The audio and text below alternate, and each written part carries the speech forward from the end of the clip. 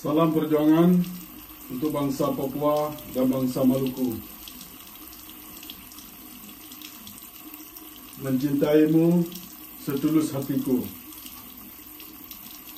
Kebersihanmu agar selalu nampak di seluruh dunia. Warnamu, kesucianmu, aku sangat support untuk kemerdekaan dan selalu tegak di negerimu.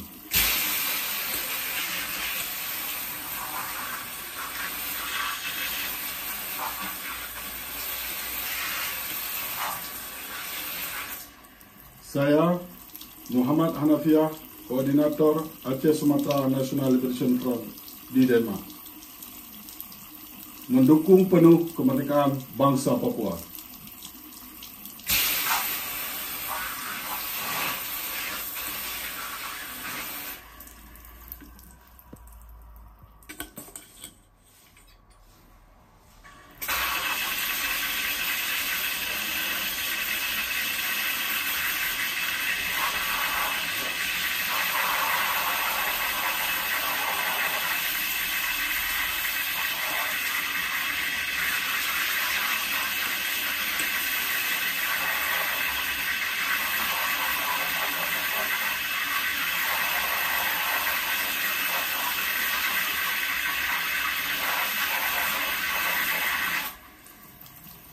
Kubersihimu agar selalu nampak dan cerah dan tegak di bumi Aceh.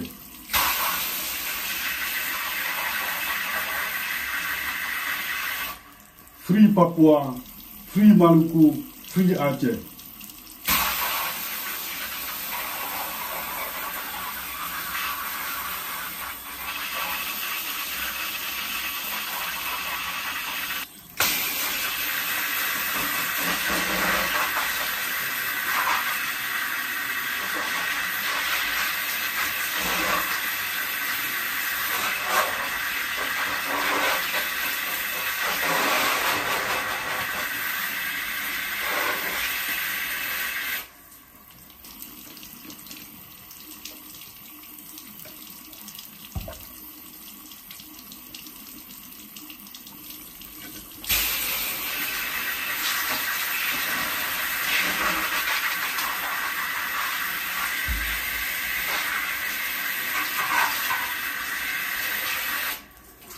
Kuberi wangi-wangian agar tercium di seluruh dunia.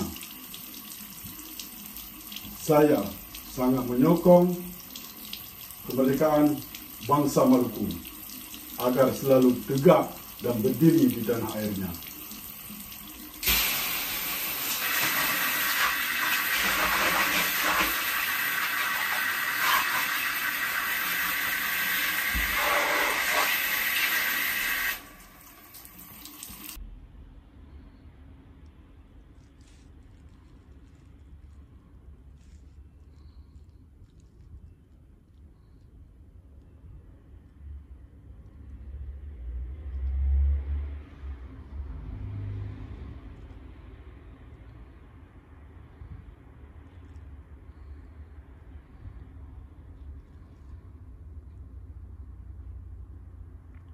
Free Maluku, Free Papua, Free Aceh.